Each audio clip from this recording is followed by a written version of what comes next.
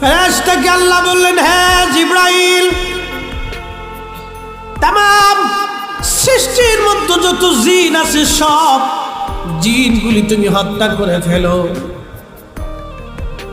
সারা পৃথিবীর মধ্যে যত জিন ছিল ফেরেশতারা আসলো, জিনেরা ফেরেশতাদের সঙ্গে মারামারি শুরু করলো।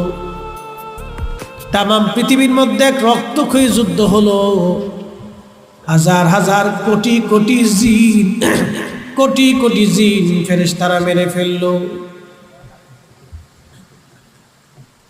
একটা জিন দেখতে খুবই সুন্দর, মায়াবী চেহারা, জিনের নাম হলো ইবলিস।